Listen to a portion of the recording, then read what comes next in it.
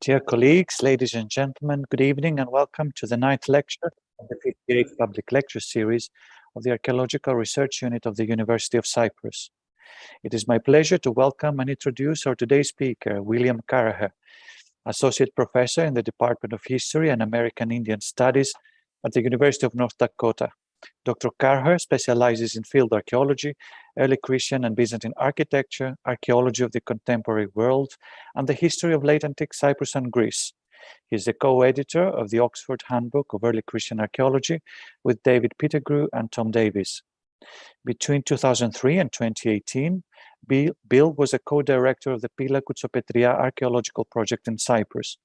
This was an integrated diachronic survey and excavation at a site on the south coast of the island, which featured a major Roman and late Roman harbor town, a Hellenistic fortification, and a probable Iron Age sanctuary. The monograph-length synthetic study of the survey component of the project, co-authored with David Pettigrew and Scott Moore, appeared in 2014 in the American Schools of Oriental Research Archaeological Report series as Pila Koutsopetria, Survey at an Ancient Harbor Town. A digital version of this publication appeared in 2017. Volume 2 of this project, documenting 3 seasons of excavations at the site, is currently in progress. Since 2010, Bill Caraher has worked with an interdisciplinary team to publish the result of over 20 years of excavation at the village of Polis Chrysochous on Cyprus by the Princeton Polis Expedition. The primary focus of this work has been on the late Roman material and architecture at the site, which they have started to publish in a series of articles appearing in Hesperia and various edited volumes. He's currently working with the Polis team on the first volume of a Princeton Cyprus Expedition series. Alongside his work in Cyprus, he's a data manager at the Michigan State Excavations at Isthmia, where he's working to publish their assemblage of so-called Slavic pottery, and the assistant to the directors at the Western Argolith Regional Project. He also enjoys the North American historical archaeology and is currently working on a book project titled The Archaeology of the Contemporary American Experience. He still blogs at Archaeology of the Mediterranean World. He's the editor of Azure annual series, edits the century-old literary magazine North Dakota Quarterly, and co-edits with Rachel Kitty the Contemporary and Historical Archaeology in Theory book series. Closing this introduction, I would like to kindly ask all our participants to switch off their cameras and mute their microphones. Should you wish to address a question or comment to our speaker, feel free to use the chat button on Zoom. You may also switch on your cameras after the end of the presentation to address your question directly to the speaker by raising your hand and unmuting your microphone. Dear Bill, we very much look forward to hearing about your research on late antique polis. The stage is yours. Thank you for the introduction, Thanasis, and the invitation to contribute to the ARU lecture series. A paper like this always has to begin with the requisite and incredibly important thanks to all the people who made this possible, which really begins, with the Department of Antiquities and the staff of the Polis Museum, who've not only facilitated our work at Polis and elsewhere on the island, but also made it exceedingly pleasant.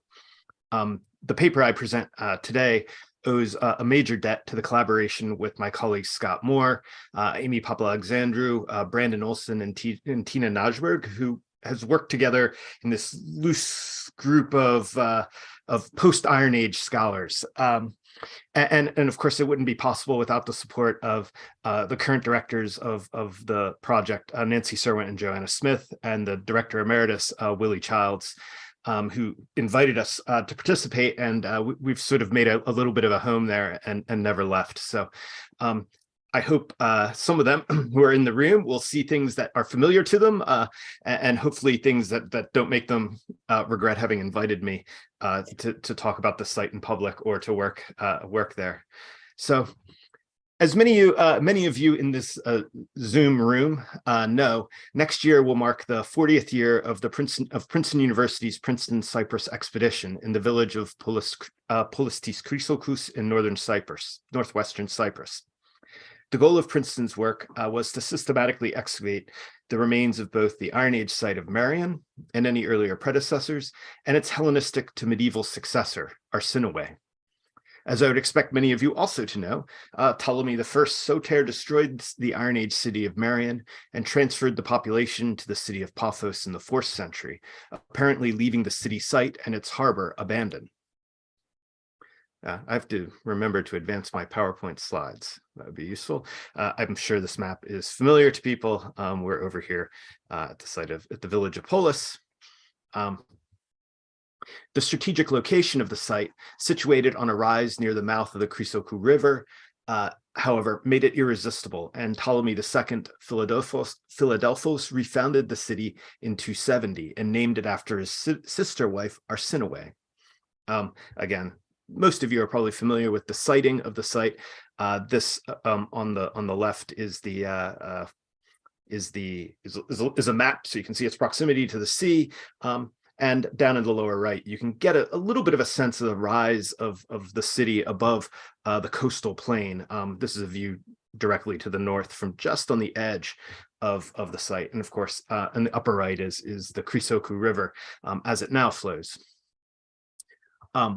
During the Hellenistic and Roman period, the city emerged as a key node in control over the island. And in late antiquity, the city acquired a bishop who remained a prominent ecclesiastical official throughout the Byzantine and medieval periods.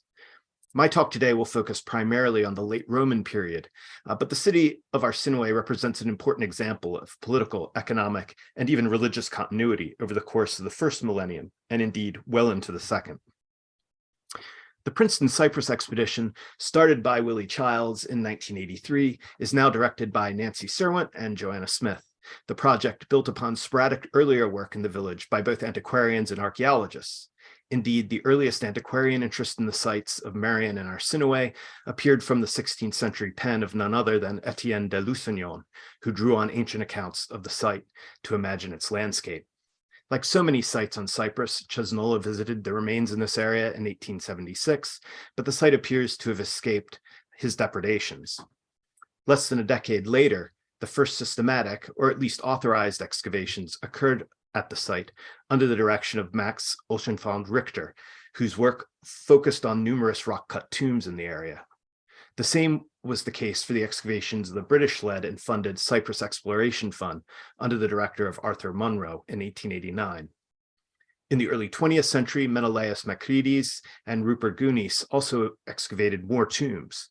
Joanna Smith, in her contribution to the history of work at Polis in the, I think, 2013 catalog Cyprus City of Gold, argued that in 1927, Gounis also opened at least one trench in the area called Petriades, where he seems to have come down on the apse of an early Byzantine basilica-style church. It is at this site, in the village, where both the excavations at the town of the city at the town site of the city of Arsinoe and the archaeology of the late Roman city begin. In 1929, the Swedish Cyprus expedition set up excavations in the village. Their work connected excavations at Polis to Princeton through the person of Eric Solquist, who served as both professor of art and archaeology at Princeton and helped establish archaeology at the institution in the decades after the Second World War. He was also, incidentally, the doctoral advisor of Willie Childs.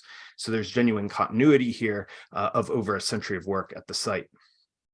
Finally, periodic excavations by the Department of Antiquities from the 1930s until the present day have played a key role in revealing the extent and complexity of the urban site, which largely lies underneath the village itself. So we don't have necessarily access to the sort of monumental urban core that we have at a place like Amathus or Kurian, but instead have kind of nibbled around the edges of the city and tried to use the sort of peri-urban area as a way to get a sense for what was going on in the city throughout antiquity. As a little bit of an example, the image on the right here shows many of the excavations, some of which you'll notice have number letter codes, and those are the ones done by Princeton. In other cases, you'll just see their monumental, their significant churches or excavations like RAP2 excavation and things like that. On the left of the screen is just some photos of characters from the Swedish Cyprus expedition, including their famous Volvo motor car. From the first season, the Princeton excavations exposed significant late Roman buildings that stood along the northern edge, both of the ancient city and the modern village. My talk this afternoon will concentrate mainly on two areas excavated by the Princeton teams from 1984 to the mid-1990s, which we refer to in the Princeton grid as EF1 and EF2. You can see them here on the plan on the left side of the screen. And this is just a slightly larger view of it. Right here, you can probably see the excavated area, that's EF2. And right up in here, you can see another little excavated area, that's EF1, and this is EGO. And we'll talk very briefly about this at the end of my talk. Scott Moore, Amy Papalexandru, and I have studied these two sites as an informal medieval polis team, and for the last decade worked to analyze and publish the late Roman and medieval material from the Princeton excavations. Everything in this paper today is really going to be a product of conversations and interaction with both Amy and Scott. Scott's an archaeological ceramicist. Amy is an architectural historian, as I'm sure many of you know. And this paper is really an effort to distill our conversations over a decade into something that's, I don't know, presentable or comprehensible. So what I'd like to do today is present some of our conclusions, and if you indulge me, to geek out a bit on the archaeological approaches, methods, and challenges that have guided our work. The second part of my talk today will be more speculative and consider what our ongoing work at Late Antique Arsinoe can contribute to significant questions about late antiquity at the site of Arsinoe on Cyprus and in the wider Eastern Mediterranean. It'll also give me a chance to backpedal on some of the conclusions that I make in the first part of the paper and present, perhaps subtly, some paradoxes and contradictions, which are helping us form hypotheses that continue to inform our research plan moving forward. So this is very much a kind of interim report, riven with all the kind of complexities that you'd imagine an interim report to have. So from 1984 to the end of the 1980s, Princeton excavated an area on the north side of the village, which almost certainly coincided with the northern edge of the ancient city. Whoops, back there. The area of EF2, which you can see in the slide, stood on a gradual northern slope, which descends from the elevation where the modern village stands to the broad and marshy coastal plain. In antiquity, as today, this gradual slope offered an easy route to ascend the coastal height, where the ancient city stood. Curiously, the area of EF2 stood astride a natural drainage down the slope of the hill, which seems to have required constant mitigation over the history of activities of the site. The drainage is really hard to see in almost any map. You just have to sort of trust me that it exists, but it kind of runs through the middle of this of the site right here. And probably if this area hadn't been so changed by our excavations and agriculture, you would notice the drainage there a little more prominently. The most prominent building in EF2 is the South Basilica, which actually spanned the drainage that cuts through the site. So this is a very clever sighting of an early Christian church. You can see the apse and things here. It stood at the intersection of paved north-south and east-west roads. These are visible here, this road here running north-south, and this running right here, being the east-west road. I'm going to switch to a different plan that is oriented as opposed to occidented. And this one here, you can see here's the north-south road, and here is the east-west road. Both roads appeared to date originally to the Roman period, perhaps the 2nd century, and feature impressive paving slabs and were flanked by terracotta drains. The north-south road was most likely a major route into the city. You can vaguely see the terracotta drains in these state plans that run along here and run right through there. In the Roman period, the area around this prominent intersection appears to have had an industrial function, which seems to have developed as early as the Hellenistic period and continued into at least the 1st century AD. This includes smelting activities, possible glass making, and a kiln used to make lamps. The industrial activities primarily are in this area here, but the kiln is right up here. If we go back to this slide, you can see these are a significantly lower elevation than the churches and things. So these are really quite early in the stratigraphic record for this site.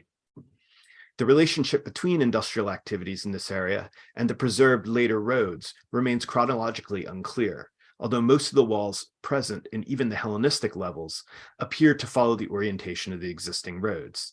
This suggests that the area either continued the orientation of the urban grid or that the 2nd century roads in this area followed earlier routes. At some point prior to the 2nd century, the area underwent a significant transformation, with most of the industrial installations going out of use and being buried beneath a leveling fill that appears in any number of places throughout the area. We could date this fill by abundant quality of various forms of Roman period ceramics, particularly Cypriot sigillata and Eastern sigillata A. In other words, if you dig down below the late antique levels, there's an almost continuous level that is defined by this sort of first century material. And it appears almost every place that we have kind of a window into that level at the site. The north, south, and east-west roads appear to sit atop this fill, and their appearance seems to mark the transformation of this area in maybe the 2nd century. The only architecture clearly associated with this phase of the area's development is a building that stands to the southeast of the basilica that is eventually divided into 2 rooms which open onto the east-west road and perhaps align with the 2nd century transformation of the site. So these are these rooms here that are sometimes called the south or the southeast rooms. It was originally a single room, and then it was divided by a wall at a time where this was all sort of rebuilt. These rooms proved to be remarkably persistent structures at this site. They underwent modifications probably in the 3rd or 4th century and continued to stand at least until the 6th century, despite their relatively mundane appearance. A more significant structure that dates to after the 2nd century construction of the road in the area, and perhaps marks the arrival of late antiquity, is the Quadrifon's Arch, built at the intersection of the east-west and north-south road. Of course, we don't have very much of this arch, as you probably noticed from the other images, but we do have these footings here. It would appear that this arch was built after the roads had been in use for some time, largely because its footings required the rerouting of a drain that ran along the east side of the north-south road. And you can see this sort of rapidly dashed line is the original drain that ran along the edge of the road, and it had to be run through the middle of the road because the footings actually close it off. The precise date of the quadrifonds is not known. We did not, for example, we don't have contexts that are associated with the construction of the arch. But since it doesn't appear to have been since there doesn't appear to be much activity in the area in the 3rd or 4th century, other than the reconfiguration of the southeast rooms, it may be that the quadrifonds is contemporary with the construction of the South Basilica in the area in the 6th century. The arrival of the South Basilica in the area of EF2 marks the transformation of the precinct into monumentalized religious space at the northern edge of the city. The basilica itself was cut into the 2nd century fill, which suggests that it did not supplant an earlier building. In fact, the apse of the basilica was cut into a fill that covered the earlier lamp kiln, further indicating that the post-1st century fill covered structures associated with the industrial activity at the site, and once again suggesting that little substantial activity occurred in the area between the deposit of the 1st century fill and the construction of the basilica. In its first phase, the South Basilica was rather simple. It was built across the course of the natural drainage that descended the north slope of the city and was likely accessed from the north-south road. The church itself featured 3 naves terminating in 3 apses. It seems likely that the central nave was separated from its flanking naves by piers rather than a colonnade. It was wood-roofed. Conspicuously, the first phase of the church lacked a narthex, which is rather rare among Cypriot basilicas. Because this phase of the basilica underwent substantial modifications over the course of its history, it was impossible to find uncontaminated deposits associated with its construction. That said, there was no material in the fills below the lowest level of this basilica that dates to later than the mid to late 6th century, and deposits associated with the basilica's 2nd major phase, which I'll talk about in a minute, date to at least the late 7th century, and perhaps a bit later, and offer a terminus antiquem. In other words, this church is probably 7th century in date. The basilica's 2nd phase involved a number of substantial interventions and expansions. First and most obviously, the basilica received a narthex that connected to a south porch via a squared arched room in the southwest corner of the building. So narthex is here. This is a squared arched room. You can see the foundations here. I don't know why I didn't draw them in. I guess I should have, but I didn't. There would be an arch here. There'd be an arch here. There'd be an arch here. And then this would lead into this south porch, which runs along the south side of the church. The south porch ran nearly the entire length of the church and featured a series of arches that opened to a southern courtyard or atrium. Deposits from the foundations of the narthex produced pottery that dates no later than the so-called well forms of Cypriot red slip. These, that is, dated to after 680, based on fills from a well at Anamurium. The south porch, which relies on the narthex, is a more interesting situation. It appears to stand on a massive fill. Dating to at least the end of the 7th century on the basis of CRS, that Cypriot red slip well forms, Diorios cooking pots, which are very typical 7th century, 8th century form, late Roman 7 and late Roman 13 type amphoras, which are later amphoras in the late Roman amphora sequence. And this fill consists of broken ceramic vessels, tiles, and cobble rubble, and was over 1 meter deep. It overran the top of the southeast rooms, and appears to have continued up to the east-west road. The porch was contemporary with this rubble fill because there's no evidence for foundation cuts associated with the porch's arches. Thus, it seems reasonable to suppose that the porch and the fill occurred simultaneously. Further confirming the simultaneity of the fill to the south of the church and other renovations to the church is the discovery of a join between two fragments of a Cypriot red slip vessel base. One was found in the fill to the south of the basilica, which is marked kind of by a red square, and the other in the footing of a buttress set against the south side of the northern wall, separating the central from the northern nave. This buttress was one of a series of supports erected along the walls of the church.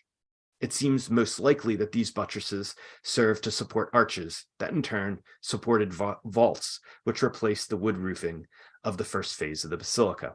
And you can see the little drawing of Cypriot red slip with the stamped cross that allowed us to connect these two deposits, the one from the buttresses that run along the northern side of the central nave, and the fill, this mysterious fill deposit that's associated with the south porch.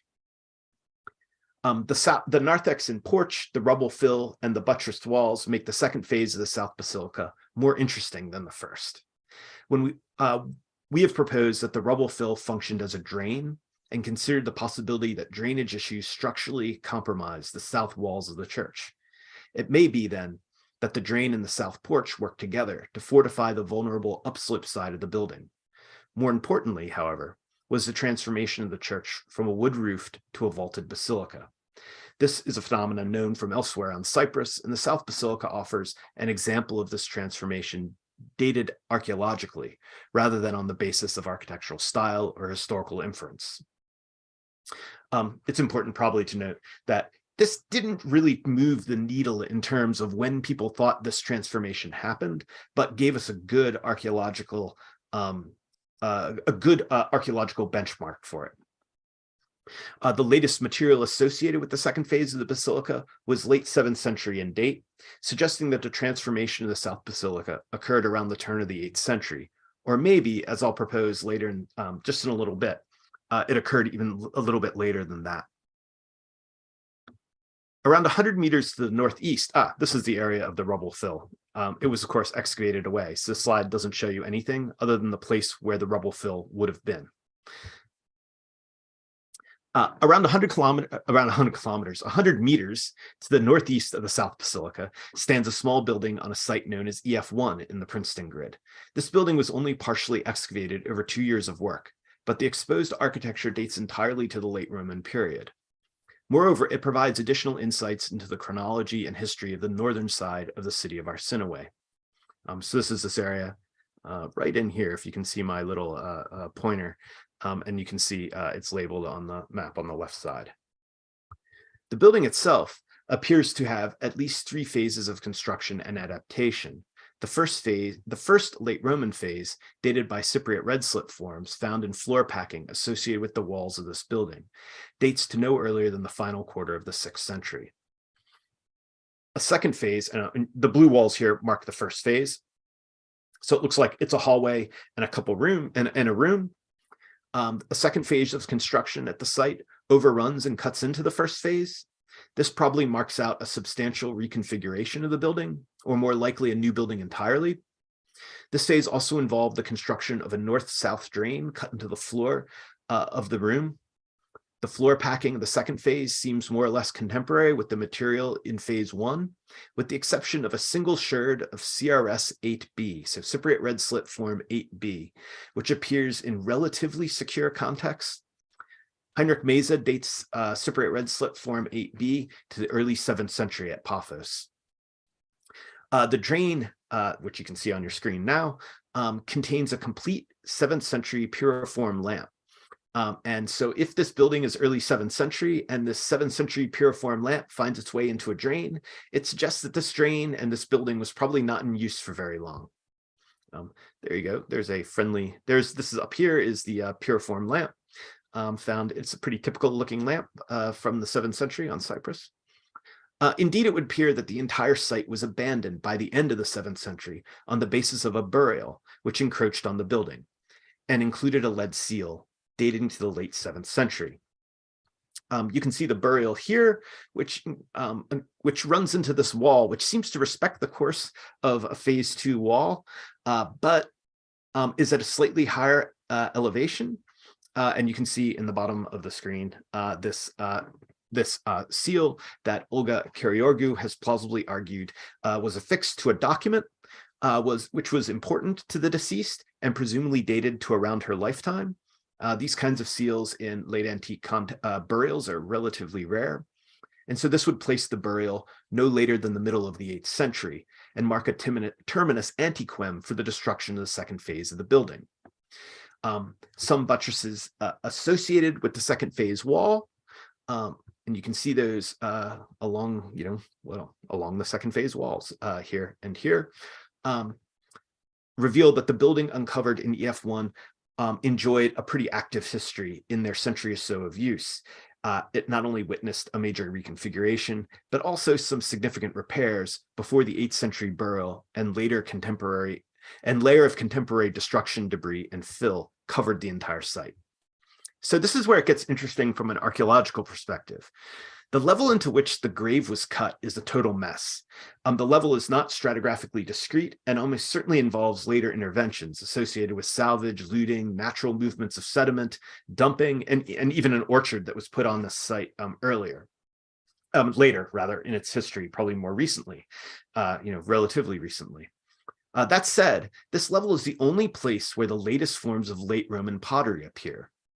So I'm going to pause just for a minute and clear up just a little bit of late Roman ceramics jargon that will inform some of the rest of the paper. If late Roman ceramics bore you, you can take a little rest now because this is a little bit technical. The main forms of fine ware present in late Roman levels on Cyprus in late antiquity are Cypriot red slip, which was long thought to derive from the island.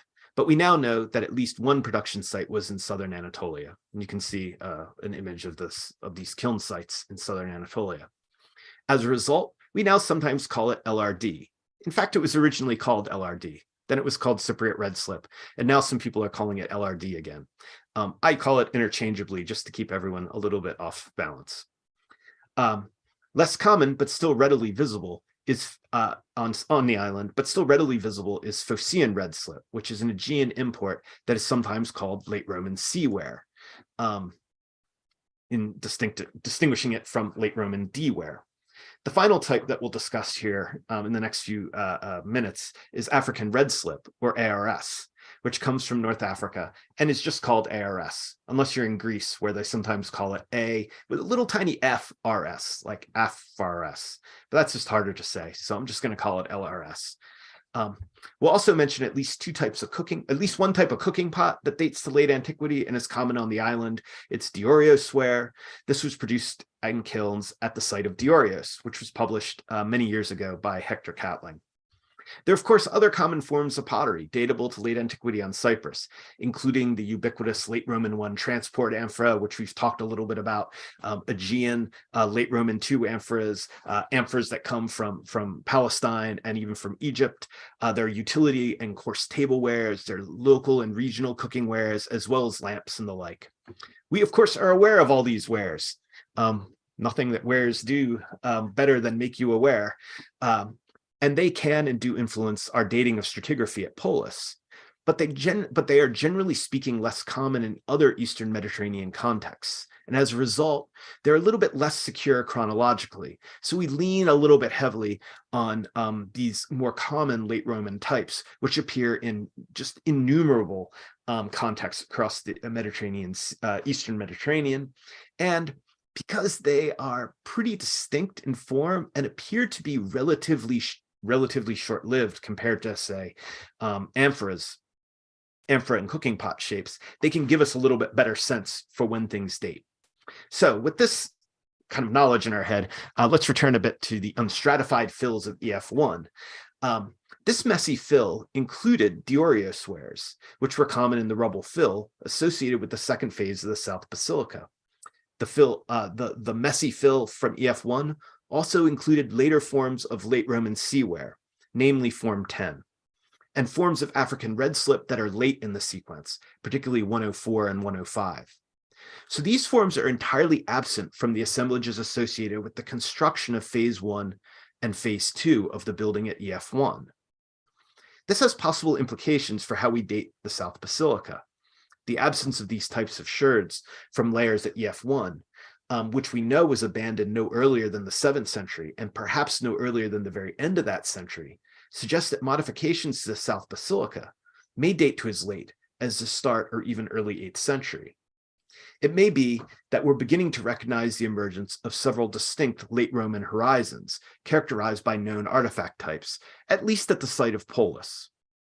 The appearance of a package of late forms of ARS, late forms of LRC ware, the latest forms of Cypriot red slip, and the appearance of Diorios ware at Polis seems to mark out a phase associated with the very, very end of the 7th, but more likely the beginning of the 8th century.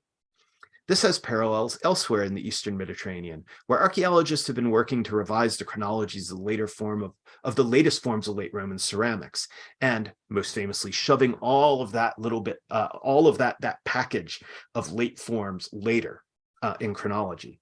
Of course, as we'll discuss in the next section of the paper today, there are reasons to both enjoy this chronological shift, but also to question how we're making sense of these horizons at the site of Polis.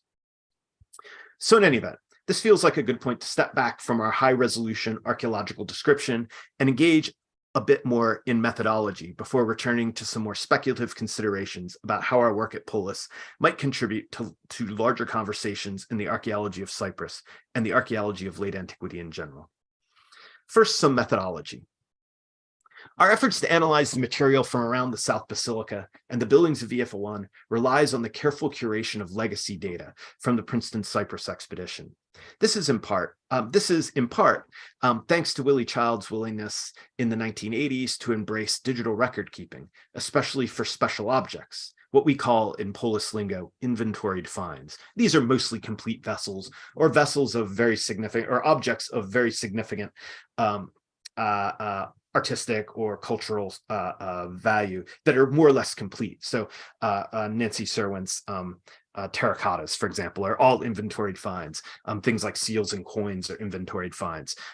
We have very few complete late antique vessels that rise to the status of inventory finds, but we have a lot of late antique material. So on the one hand, the inventoried finds have been digitized and exist in a digital state. And more recently, Joanna Smith made incredible strides to digitize the archive of analog material, trench notebooks, specialist notebooks, site plans, drawings, and the like.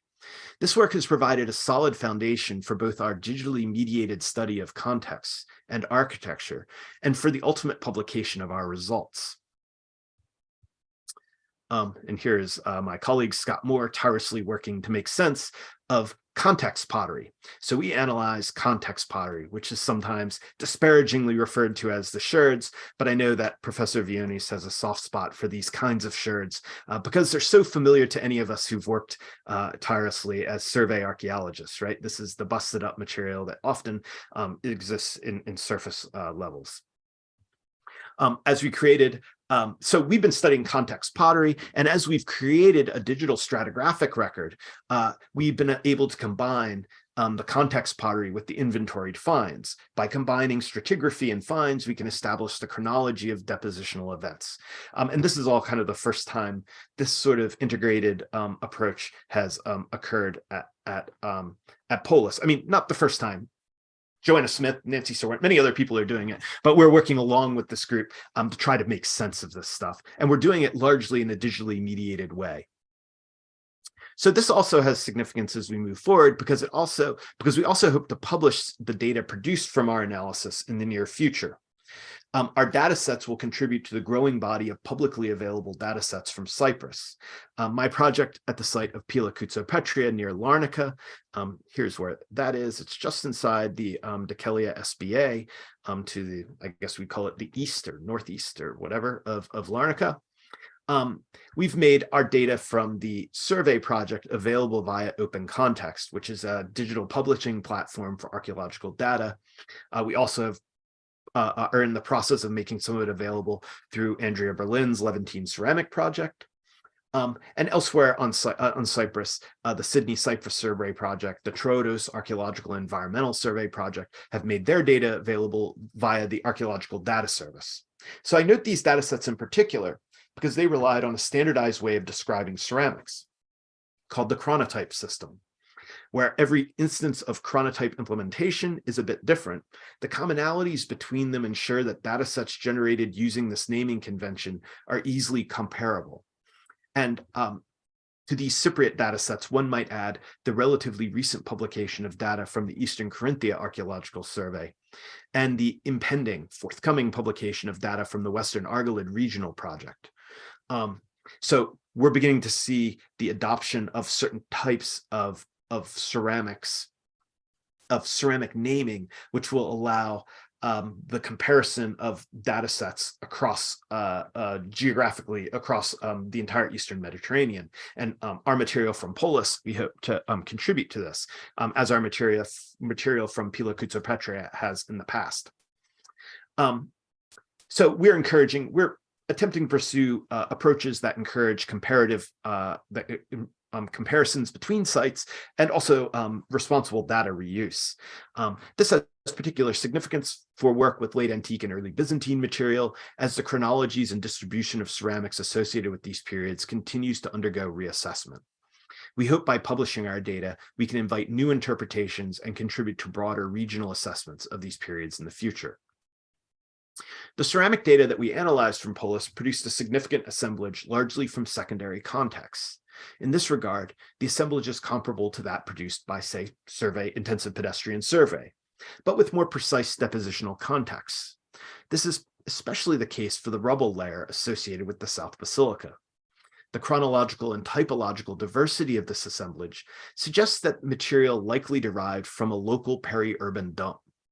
The location of this site along the northern edge of the city, and presumably at the edge of Arsinoe's urban zone, encourages this hypothesis. The presence of a large slag heap, apparently dating to antiquity, and you can see here, heap of slag. And just to put this, I think this is from Monroe in a little bit of context, Site D is probably very close to where EF2 is, and just to the west, just to the east of this road here is probably EGO.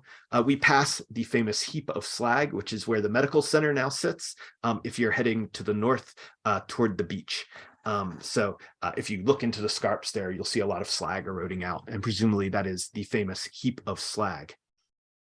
So the presence of a large slag heap, apparently dated to antiquity, several hundred meters to the north of the South Basilica, seems to confirm that this area saw systematic dumping. Moreover, the depth and extent of the fill at the South Basilica would require more material than builders might expect to have on hand from local concentrations of provisional discard. And this may have led renovators of the South Basilica to use existing concentrations of ceramics and rubble to create the drain fill. In other words, if you're trying to fill in a hole in your backyard, you might have enough trash just around the courtyard to be able to stick it in that hole, tamp it down. And these are likely to be a different kind of fill than the large-scale rubble fill, which probably required a much larger dump, which was probably better associated with the iterative practices of peri-urban dumping than the very small scale practices of domestic discard. So in contrast to this large drain fill at EF2, the various closely spaced late Roman contexts and floor fills associated with EF1, which produced assemblages associated with EF1, these may represent more incidental fills derived from material found in the immediate vicinity of the building, or the collapse of earlier phases. In fact, it's hard to know how much the depositional character of these two contexts might complicate the chronological arguments that I made earlier in the paper. In other words, I'm trying to contradict myself here. I'm trying to say we see the emergence of late Roman horizons at the site, but also I'm trying to say it's very early days, and the depositional history of these two assemblages may mitigate the kinds of conclusions we can draw. So owing to this ambiguity, we found it more useful to compare the assemblage associated with the rubble layers at the South Basilica to excavation and survey assemblages elsewhere on the island. The consistent application of well-established typologies and standardized naming conventions facilitated our comparison. What this shows, among other things, is that the percentages of local types the percentages of various types of local imported tablewares vary significantly from site to site across the island during late antiquity. At Polis, for example, at the top left of the screen here, the quantity of Cypriot red slip or LRD ware far outweighs the quantity of all other imported ceramics. And we suspect that some of the LRD in our assemblage might be manufactured on the island. I would talk about that in a different talk. That's really Scott Moore's domain. In fact, LRD consisted of 97% of the assemblage associated with the South Basilica. You can see in a chart what 97% looks like. In contrast, a surface survey of the coastal site of Kutsopetria, east of Larnaca, produced an assemblage that was only vaguely similar to that. LRD there comprised 70% of the assemblage, with African red slip almost 20% and Phocian or LRC wares around 10%. Inland from Kutsopetria, at the site of Pania and Watusa, LRC accounted for a whopping 60% of the assemblage, and LRD appearing only at 20%, and ARS around 15%, and various Egyptian red slips the remaining 5%. At Kopetra, inland in the Kalavassos Valley, which is a village site, LRD made up only 56% of the assemblage, with LRC ware comprising 37% and ARS 7% of the assemblage. This analysis of tablewares represents only one metric to compare sites, but it suggests that there's a good bit of variation, even if we allow for the sort of chronological variation that are present in these assemblages. And it's just, to me at least, that tastes and access to different networks of exchange shaped the way in which these assemblages were created. At Arsinoe, for example, the preponderance of LRD ware may well reflect the relative proximity of kilns associated with LRD production in southern Anatolia. The continued engagement of Arsinoe with regional exchange networks possibly also explains the absence of significant qualities of handmade ceramics at the site, or perhaps their introduction only after the middle of the 8th century. In contrast, more rural sites such as Kopetra and on the Akamus Peninsula produce more handmade wares, which we might attribute to a decline in their integration in the trans-regional economy. But then again, you look at Kopetra and it has all this LRC ware, all this Aegean ware. So if it's becoming less integrated in the local economy, you might expect a bias toward LRC types of material, which are at least local, which at least have the possibility of being local. And that might coincide with the presence of things like handmade wares. But instead we see the opposite. So in all, this is kind of a confusing thing when we look at it. The architecture of the South Basilica also might contribute to our speculation on regional variation across the island. The South Basilica appears to have certain similarities with the church on the Amathus Acropolis, which also featured a south portico and a south atrium. Both churches also shared a 1:2:1 ratio between the central and flanking naves. And I think he's in the talk, but these are from Maguire's late antique basilicas on Cyprus dissertation. I've shamelessly stolen his illustrations because they're very sharp. But you can see the way in which these two churches have certain similarities with this south portico, this very similar proportion. And yeah, possibly a southern atrium area. It's a little bit hard to know whether the southern atrium at the South Basilica of Arsinoe is because of the because there's a road further to the west, or whether it was for some other reason. But we can say these buildings are still similar. More than that, the three-aisled basilica at EGO, which we haven't studied systematically, shares a northern-facing apse with the church at Ios Tikonas, also at Amathus. Here you can see the northern-facing apse at Ios Tikonos, and you can probably see in the plan here the northern-facing apse here, and in this image, which if any of you have been to the site recently will know is quite outdated, and you can see well, I can't see it because this thing's in the way. You can see the northern apse along the edge there. And at both these sites, these apses were used for burials, and both sites are almost certainly cemetery churches. So I'll admit that this connection between Arsinoe and Amathus is fairly speculative, and I'm sure Amy Papalexandrou is not all that impressed with my sort of clumsy approach to the architecture of early Christian and Byzantine buildings. But the similarities between these churches at these two sites are much greater than the similarity between the churches at Polis and, say, Paphos or Paia. Well, now it's just beeping out. Right. Paia in particular, because these buildings are known to be very Aegean looking, and right down to the presence of Proconnesian marble columns and things like that, as well as their overall design.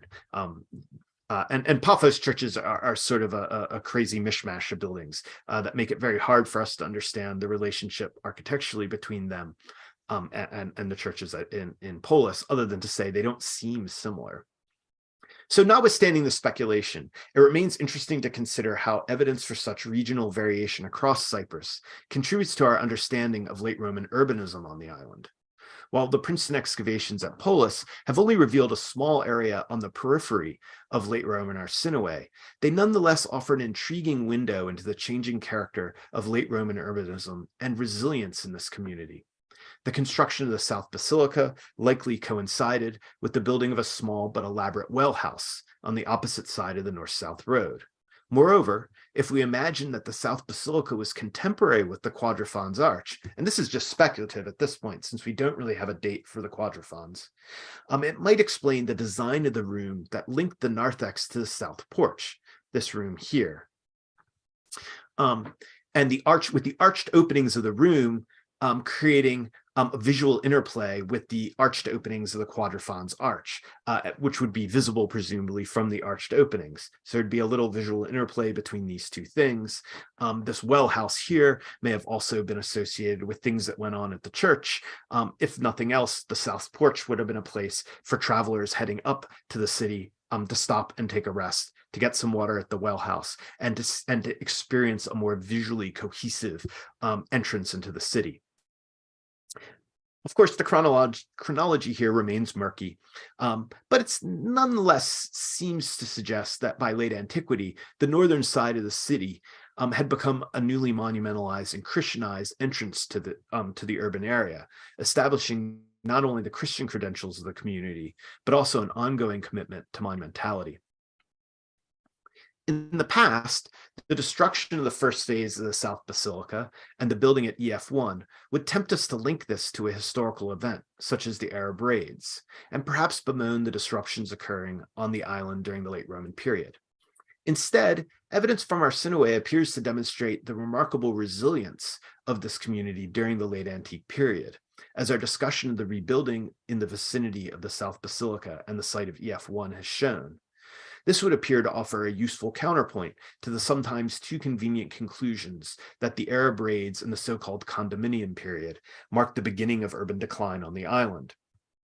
Well, it's hard to avoid the conclusion that some sites, this is the coastal site of Pila Kutsopetria, appear to have been abandoned in the mid to late 7th century. The site of Arsinoe, in contrast, not only continued, but also the residents seem to have adapted to the challenges presented along the northern side of the city. Even if we succumb to the historical temptation to assign the destruction of the first phase of the South Basilica and the rooms at EF1 to Arab raiders, and to be clear, there's no evidence for burning or anything like that, their almost immediate reconstruction and reconfiguration would seem to challenge any notion of decline. And here we see obvious parallels with things at Soli and places like that. In fact, if anything, the second phase of the South Basilica is more elaborate than the first. The rebuilding of what was likely a utilitarian building in EF1 suggests continued optimism in the life of the city. Suggestive patterns in architecture and ceramic assemblages, an appreciation of the city's apparent resilience, and an appreciation of the city's apparent resilience reminds us there remains work to do to understand both Arsinoe and regional variation on the island. We hope that our ongoing work to publish the late antique city will contribute to the larger cause of understanding the cultural and economic situation on Cyprus from the 5th to 8th century. My guess is that late Roman Cyprus continues to demonstrate the kind of regional fragmentation that characterized the island during the Iron Age. At least in late antiquity, this is economic and perhaps cultural.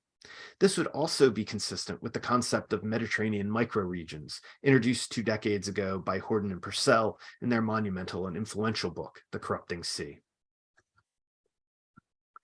This seems as good a place as any to bring this paper to a close. Our research has suggested that the buildings at EF2 and EF1 demonstrate how Arsinoe showed a certain amount of resilience after destructive episodes. We produced these conclusions through a willingness to re-excavate legacy material from over 20 years of excavations, a sustained attention to ceramic chronology, and a willingness to move beyond the conventional historical narratives that shape the history of the island. Fortunately, our conclusions traced an increasingly well-trod path in our discipline, made all the more visible through Luca Zavagno's 2017 survey of Cyprus between late antiquity and the early Middle Ages, through the recent conference titled Cyprus in the Long Late Antiquity, convened by Panagiotis Paniidis and Ine Jacobs, and their forthcoming publication, and any number of works from the broader Eastern Mediterranean, including Professor Thvionis' work in Boeotia and my own work in the Western Argolid. And I'm really excited that we're publishing, this is a little advertisement for myself, but in the next issue of Hesperia, find it on your newsstand. We're republishing the results of excavations from the 1930s at an Argolid blockhouse. This is a Hellenistic fortification that had a late Roman phase that goes into the 8th century and produces Slavic type pottery and things like that. So I think that this kind of re-excavation of material can produce really important results and help us expand the chronology and complicate our view of late antiquity. So anyway, these examples are just the tip of a massive and growing iceberg of scholarship, which extends to recent efforts to reconsider late Roman and early Byzantine textual evidence, for example, for the 7th and 8th century, to reconsider numismatic and silographic evidence for chronology and trade, and to reappraise urbanism in late antiquity across the entire Eastern Mediterranean. This work both contextualizes our own small-scale efforts at Arsinoe and complicates our view of Cyprus during these important centuries. Our work at Arsinoe remains in its early stages, and ongoing excavations by the Department of Antiquities as part of work to present the site to the public has revealed that the North Basilica, in the area of EGO and the Princeton grid, is more elaborate and impressive than previously understood. It is our hope that we can collaborate with the Department of Antiquities to add this building and its associated ceramic assemblages to the conversations that we've begun regarding the South Basilica and the buildings in EF1. It would appear that the site of late antique and early Byzantine Arsinoe has much more to tell us. Thanks. Thank you very much, Bill. This was fascinating. This was a very clear and highly and illustrative presentation. It was wonderful to really have you with us to share the results of your ongoing study of this legacy data, and I'm sure everybody will agree that the anticipated publication, the final publication of your work at Polis, will certainly illuminate the period, the conventional end of late antiquity, if there was an end. Different people perceive end in different ways, but also this new era which emerges around the beginning of the 8th century. So thank you very much. I was amazed by the fact of how many questions actually you have raised through your presentation today, which basically sums up all the work that you and everybody at Polis